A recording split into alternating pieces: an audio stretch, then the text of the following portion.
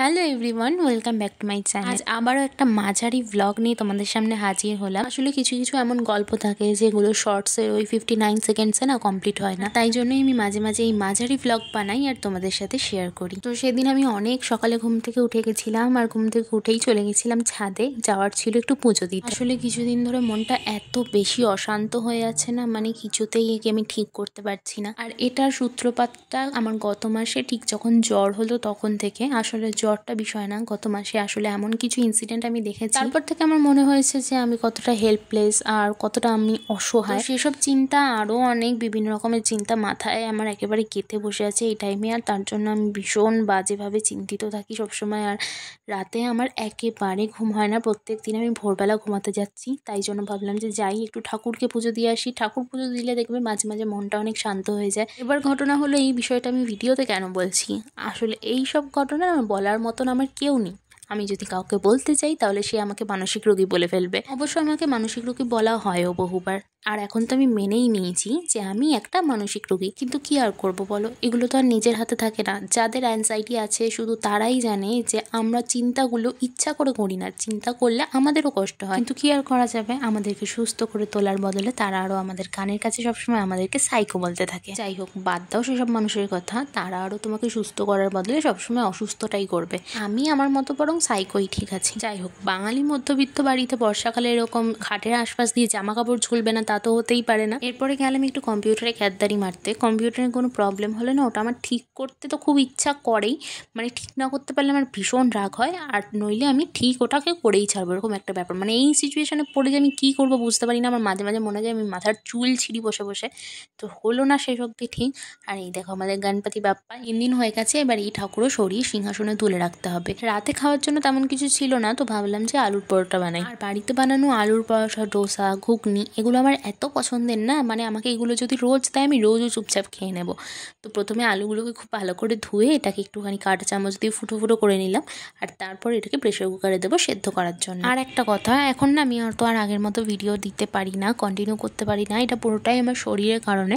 তার কারণ হচ্ছে, আজকে আমি তোমাদেরকে বলেই দিই, অনেক দিন ধরেই আমি বলছি যে আমার শরীর খারাপ। তবে কী হয়েছে, ঠিক কী হয়েছে সেটা আমি তোমাদেরকে বলেই দিই।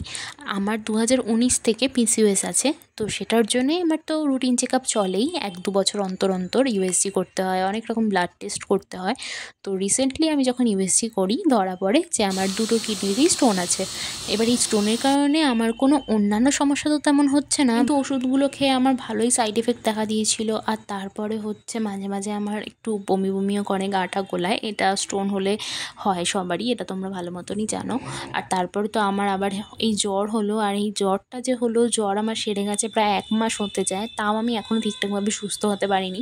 আমার শরীর এখনও প্রচণ্ড পরিমাণে উইক, আর তার সাথে আমার রাতে ঘুম হয় না।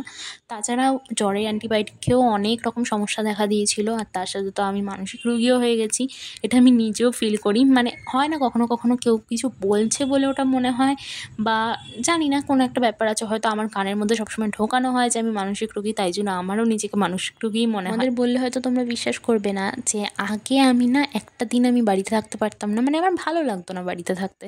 যখন আমি কলেজে পড়তাম তখন আমার মনে হতো যে না, এই কলেজ যাব, পড়তে যাব, এটাই আমার ভীষণ ভালো লাগতো। কিন্তু এখন না আমি বাড়ি থেকে বেরোতেই ভয় পাই। মানে বাড়ি থেকে বেরোলে কোনো গাড়ি বাস আমার সামনে থেকে আসলে আমার মনে হয় যে এখনই ওটা আমার ধাক্কা লাগবে, আমি পড়ে যাব। আমি ট্রেনে উঠতে ভয় পাই, আমার জানি না কেন মনে হয় যে ট্রেন থেকে আমি পড়ে যাব। এমনকি চলার পথে সামনে 2টো লোক দাঁড়িয়ে থাকলেও আমার মনে হয় যে আমি ওদেরকে পেরিয়ে কী করে যাব, আমি যেতে পারবো তো।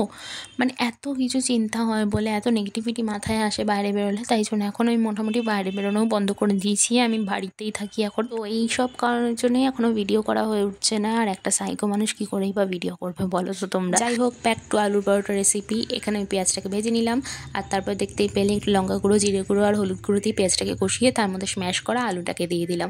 এবার ওটাকে অনেকক্ষণ কষাতে হবে যতক্ষণ না আলু থেকে কাঁচা গন্ধটা যাচ্ছে, আর পরিমাণ মতো নুনও দিয়ে দিতে হবে। তারপর এদিকে মা আমার আটা মেখে রেখেছিল, আটার মধ্যে আমি বেশি করে আলুর পুর ভরে আটাটার মুখ বন্ধ করে দিয়েছি, যেভাবে সমাজে আমাদের মেয়েদের মুখ বন্ধ করে রাখা হয়। আর এরপর খুবই আলতো হাতে আটাটাকে বেলে নিতে হবে রুটির মতো করে, তারপর আর কি ভেজে নিলেই হয়ে গেল আলুর পরোটা।